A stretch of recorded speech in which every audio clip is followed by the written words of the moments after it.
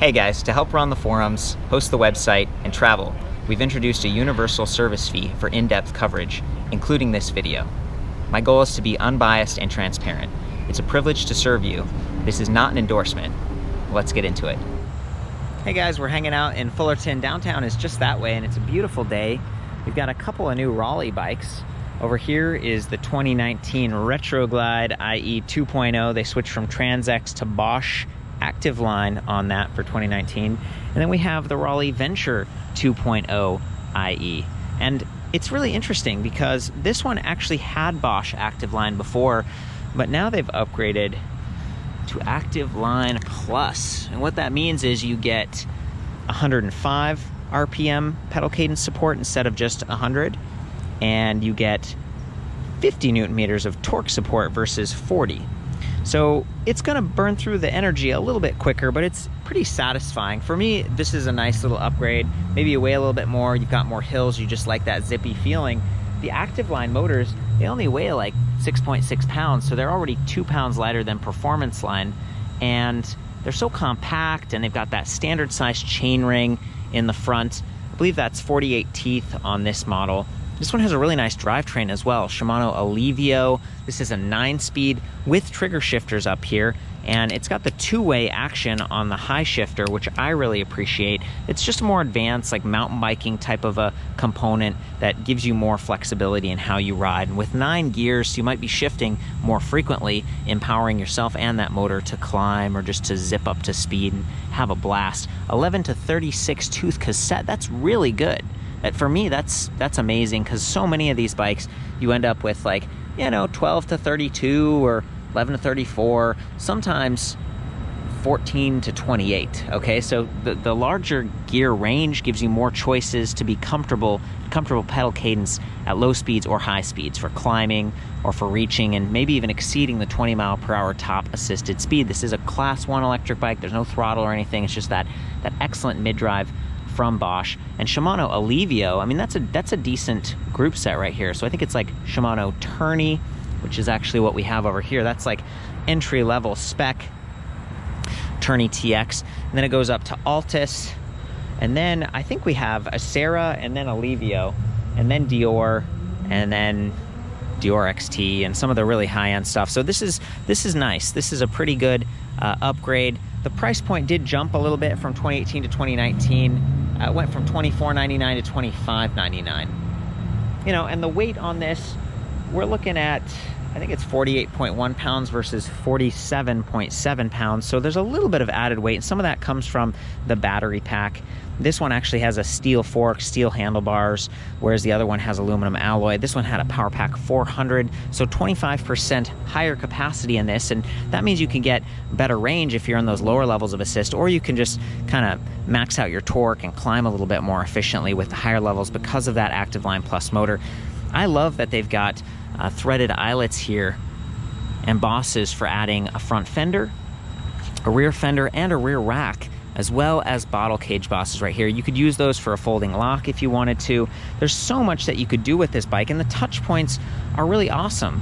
Look at these sort of oversized comfort grips, padded, stitched. And then over here on the saddle, it matches perfectly. It's got the Raleigh crest, established 1887. Yeah, there we go, 1887. This brand's been around for a long time. Now they're part of the Excel Group, which also has iZip and High Bike and Diamondback and stuff. So you've got the support of a huge company, but some of that nice heritage and branding that you might remember from maybe when you were younger, just like that heritage, that history that they draw from.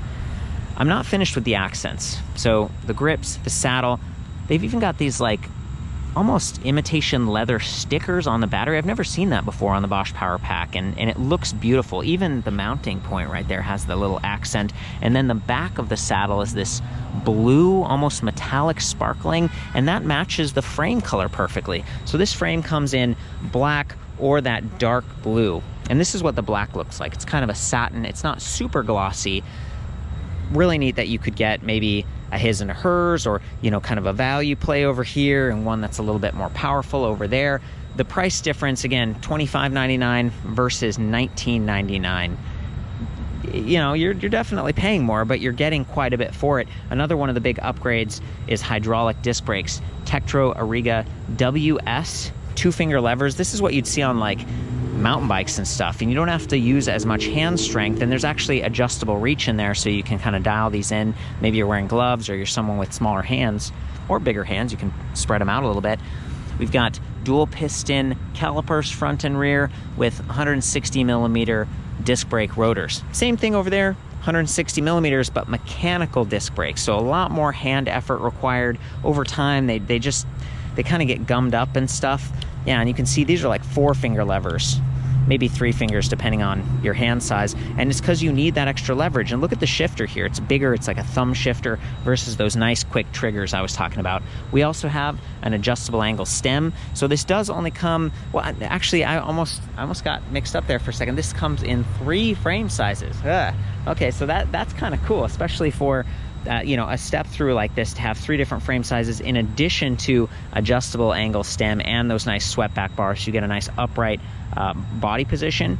That one had 27.2 millimeter seat post, whereas this one has 30.9, so it's a little bit thicker, and that means you'll have more choices on suspension seat posts if you want to add some comfort.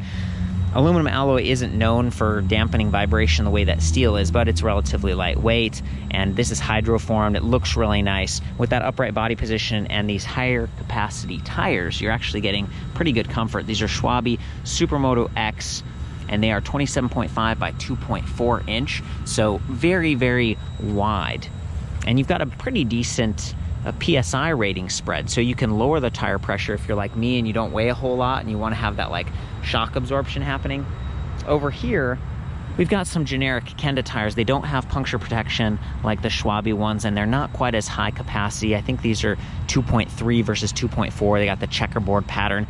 They're good, they get the job done, but you know, the Schwalbe, that's a really nice tire, so that's, your money is being well spent on this bike. 100 millimeter hub spacing up front with a 9 millimeter axle and quick release, so you could do some wheel maintenance or take that tire off if you want to, well, the whole wheel, if you want to stuff this in the back of your car or something like that, or just reduce the weight. Of course, the battery is also removable. And we do have a quick release on the rear, and this is actually a through axle. It's a pretty neat design. It's kind of like a tapered axle. It's something I'm not used to seeing all the time, but it makes it easier to do drivetrain maintenance, and it gives you some stiffness and strength. I love that they've got black spokes matching the black rims, the black wheels, and then an adjustable kickstand. We left it in a lower position, so I've sort of propped it up with these seed shells down here, and I like that it's positioned well out of the way of that left crank arm. And you'll notice if I pedal backwards, the chain actually cycles through, and that's nice for if you're doing drivetrain maintenance. Maybe you're lubing the chain. That's something that's unique about the Bosch Active Line, is they're using those standard size chain rings versus the smaller proprietary rings that we had on some of the Bosch Performance Line motors, and they had like a reduction gearing thing that created some more noise and some more drag. So this is like kind of the latest generation of Bosch motors, and again, just so lightweight. It's 25% smaller. It's pretty compact. It blends in a little bit more with the bike frame, and you'll notice that the battery and the motor, they're low, they're center on the frame, and you still get really good clearance. So this is like a true step through, almost like a wave style frame, and that big mounting bracket there, that hydroformed aluminum alloy, really nicely done. I mean, this is a purpose-built bike. FSA name brand cranks with these Welgo R199 pedals. Don't love these. These are steel, and the cage style pedals can get kind of mashed in over time, but they do offer pretty good traction. Over here, I would actually prefer these. These are plastic platform pedals. See how big they are? They're nice. They get the job done. And in some ways, they're as tough as these metal ones, because these kind of get bent in. They can get sharp over time. So I would actually swap these out with some Welgo magnesium or aluminum alloy platform paddles myself. I don't like those pedals. I like that they've got an alloy chain like guard. It's not a true guide. It doesn't have an inner wall, but you know, with this nicer derailleur and stuff and the type of terrain you'll be riding on, you shouldn't have to worry about the chain dropping off. I mean, this is like a comfort cruiser type of bike, and it's just a little bit more refined, really smooth, a really fun ride. It's one of my favorites, I think, in the Raleigh lineup for 2019. And you can see the attention to detail down here with internally routed cables. We've got a clear sticker slap guard so that paint job won't get messed up. You can see the routing right up here as well, and then there's a pretty big grommet, so it's going to be easier for shops to service the bike. 2-year comprehensive warranty on all the Bosch stuff, 5-year frame warranty. Sam, maybe you can just talk me through this a little bit and tell me why you guys carry it and what you think of the new Venture IE 2.0. You know, I like it a lot. We were selling it last year, and it's a nice upgrade from, in my opinion, the TransX motor that was on it last year. I'm sorry. Well, that's the Retro Glide had the TransX, but I do think some of the older models also had the TransX. The whole lineup has gone through this migration towards Bosch.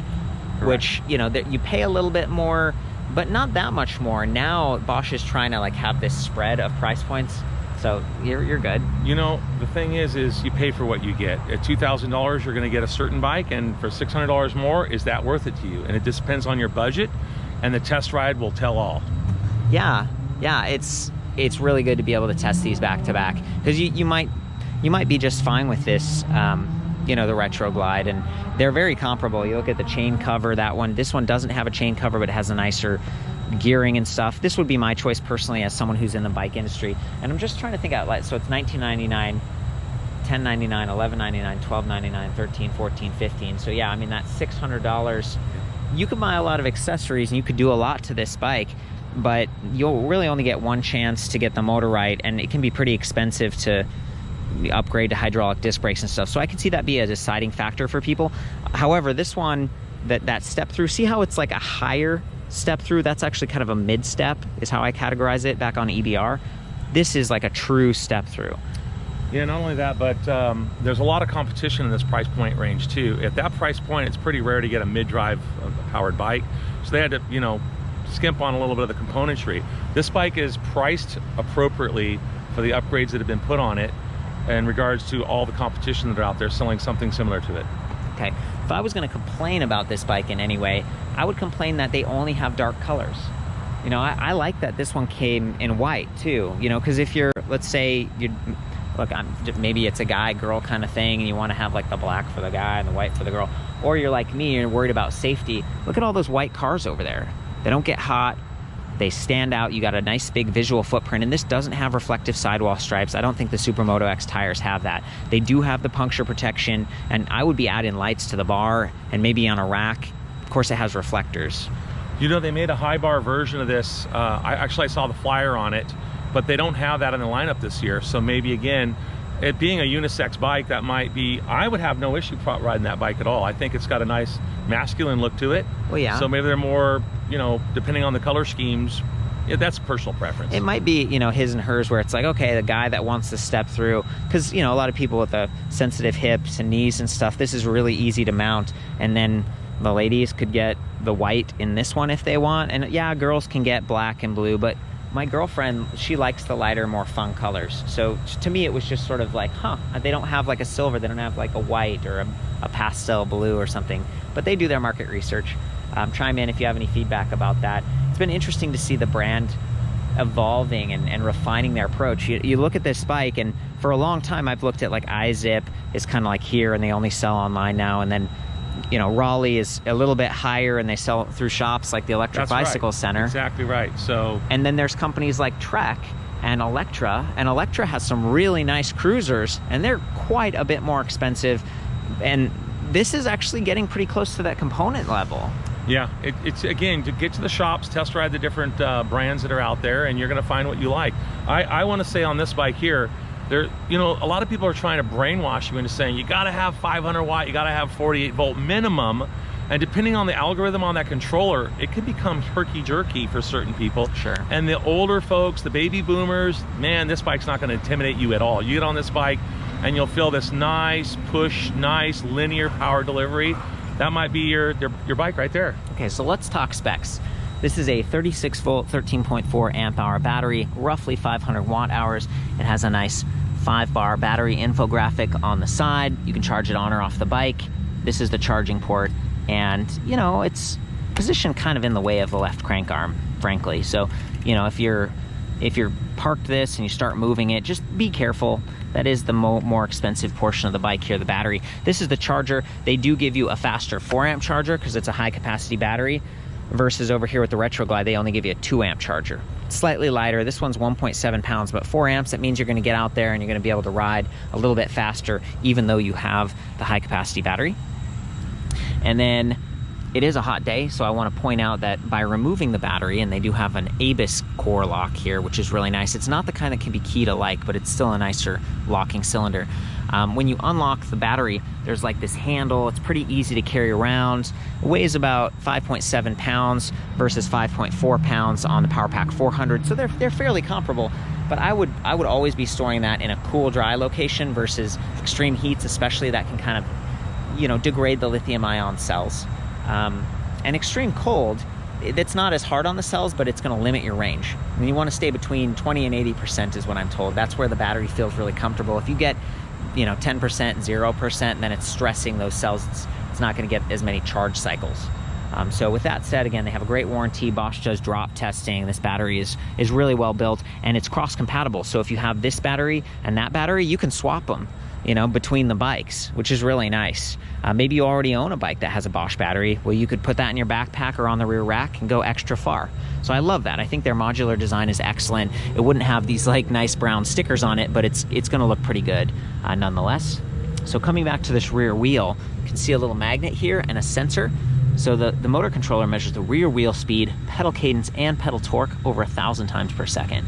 Super responsive, and you'll see that when we ride. It's like almost immediately when you stop pushing, it stops pushing. You never feel out of control, and I really appreciate that. It's not just a basic cadence sensor.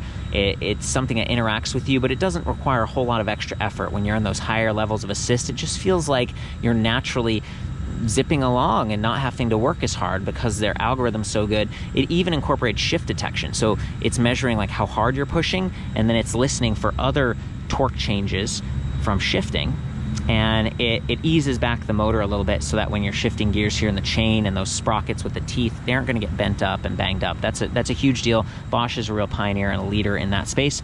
And you'll see with this derailleur, there is a little barrel adjuster. It's that piece right here that you can twist. So over time, you might twist it to the left if you notice that it's clicking and the alignment's a little bit off. And that's a way to do this without using a bunch of tools and stuff, because cable stretch does happen over time, and that stretches the housing distance, and so it kind of matches the stretch of the cable, and everything will line up and it'll be great. I think there's another barrel adjuster right here, so that's something that in recent years I've become more comfortable with. Here are those ABIS keys. Again, they are not the key to like keys, but they're still a little bit nicer than some of the other ones out there. Kind of generic. I think I might show you guys the display in the shade. Will you toss this to my backpack, Sam? You got it. This display is pretty nice. You know, it's the Bosch Purion. It's very compact. It's easy to reach. It's not overly confusing, but it's not removable. So if you park at a bike rack or something, over time, this is going to take some sun. It's going to take some water. It is highly water resistant, just like the battery and the motor. Again, this is Bosch. They do a really good job. Look at it. It's just so cute. It's very reachable. There is this little rubber cover here and a micro USB port, but that is not actually set up to charge your devices, which is too bad, because I could imagine putting my phone or a light or something up here, and I'd like to tap into that high capacity battery, but you can't, because that's just for diagnostics. So there's a power button up top. If we press that, the display boots up pretty quickly, and it's actually backlit, but you can't see it because it's so bright out right now still. We've got speed in the top in miles per hour, assist level, and right now it's an off, and then battery capacity at the bottom with 5 ticks. Each tick represents 20% step, which isn't super precise, but that's okay because it has a range estimator built in. To get to that, we're just going to hold the minus key. So we'll go from assist level to trip distance to total distance, like odometer, and then range. And right now it can't estimate the range because we're in off. But if I go to eco and then wait for a second, it says 78 miles. This battery isn't even completely full. So it's measuring the last mile of riding that I actually did. And that's probably taking into account how efficient these wheels are turning and maybe how full those tires are, because the more full they are, they're going to roll more efficiently. Probably the terrain, maybe the wind, all that stuff. It's factoring how efficient has this ride gone and how full is that battery. And it's giving me that estimate. So cool. If I go all the way up to turbo, 29 miles. So, you know, back at the site, I do these estimations, and I think I was like, oh, 30 to like 100 miles or something like that. Your mileage may vary, right, based on all of those different inputs that we just discussed. But it's so neat to have that in addition to the basic battery infographic. Okay, there's also a walk mode. So since we're in one of the 4 assist levels, if I press this button down here and then hold plus, the motor actually pushes the bike along at like 3-4 miles per hour, which is really nice if you get a flat tire, or maybe you added that rear rack we talked about and you've got a child seat on the back or some groceries hanging in the panniers or something like that. It's really neat to be able to push the bike, and perhaps you got a flat tire. I mean, there's lots of instances where that could be handy. The display, by the way, it is a little bit adjustable angle, so if you're getting some glare, you can swivel it as long as you don't over tighten the clamps that attach to the bar. And then if you want to, you can actually hold plus and minus to clear those trip readouts that we looked at. And you can hold minus and tap the power button to go from kilometers per hour to miles per hour. So that helps all of our European, Canadian friends and stuff. I think with that said, Sam, I'm gonna give you another chance to just chime in if you feel like maybe I missed something or you wanna say anything else about this bike. You know, I wanna say something about EBR. I wanna do a shout out to Tyson, Mikey, and Court. You guys, you know, are a great team and you're doing a great service to the e-bike community. There's no bigger catalog of e-bikes that have been reviewed than by you, and you had the vision 7-8 years ago. Thanks. And we've all watched you, and your pace and your dedication is just amazing. Thank you. And we are all grateful. Couldn't do it without the help of shops and brands. You know, shout out, because the Excel Group, Raleigh, you know, I have a service fee and stuff for this, and we try to keep it pretty reasonable so any brand can join in. But this is a lot of work, and you know, we take flights, and we've been spending all day looking at these specs and comparing them to last year's models and talking about the differences. There's, at first glance, you're like, yeah, it's the same bike as last year, but when you really look closely, you can see there are differences, and I do measure all the specs, you know, length, width, height, everything myself with Sam's help, or whoever we're working with, so that you can use the comparison tool back at Electric Bike Review, and you'll see the bikes next to each other in like a little, it's super cool, you know. And so we're not perfect, you know. There might be mistakes that we've made as well. So, like Cordery says, chime in on the forums and let us know. Maybe you bought one of these bikes and you've got some stories to tell about it, and others can hear those stories. And yeah, it helps to make a good decision for the person that's possibly looking to buy one. It's designed to be really like ad limited and just safe and moderated and everything, so that anyone feels welcome. And in a bike like this, I mean, this is a pleasurable bike to ride. It's comfortable. It's perfect afternoon for it. Breeze, you know. We're not going to have to worry about getting stranded and getting exhausted. You can always just arrow up on that assist level. So with that said, I'm going to do the ride test in assist level turbo, which is the highest. I like to try to show you how the motor can sound at its loudest, but it's just such a quiet motor, and you can see how compact and beautiful it is. So go ahead. Super quiet. Super quiet. I'm going to pedal along. Because this bike doesn't have a chain cover like the other one, you actually don't end up with like the tinking noise that you do sometimes on the other bike, the Retro Glide.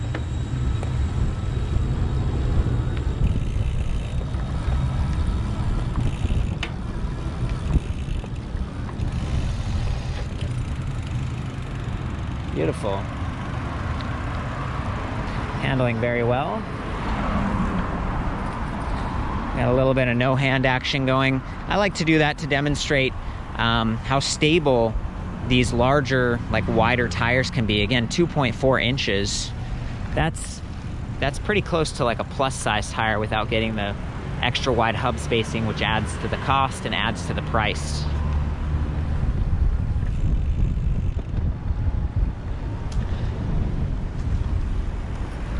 Feeling pretty relaxed on this bike. I'm on a medium-sized frame right now, by the way.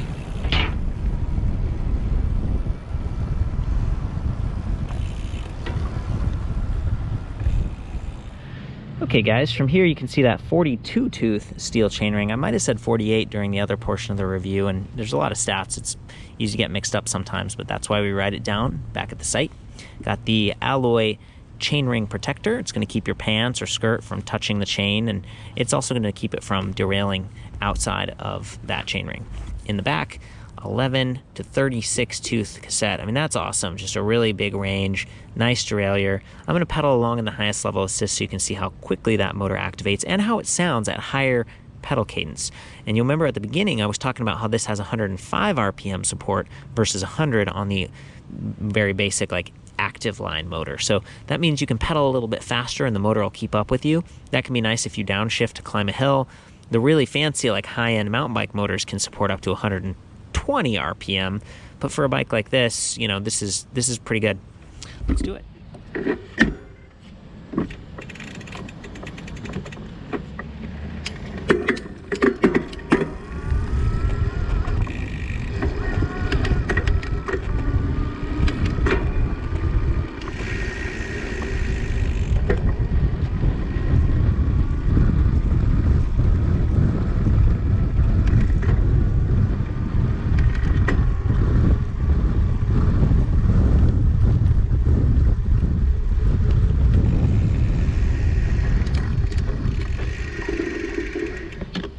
Working great, sounding pretty quiet, and just not a lot to jingle around on this bike. You might have noticed the sound probably dissipated a little bit when I was going faster, because I actually exceeded 20 miles per hour, and then it just stops. And there's no drag, there's no reduction gearing happening here, so you're really free to go as fast as you can pedal if you want to, but the motor support is limited to 32 kilometers per hour, because it's class 1, which is the most permissible e-bike type out. So Sam's on the bike now, and I just thought it'd be cool to see a third person. All right, let's go. Here we go. Whoop.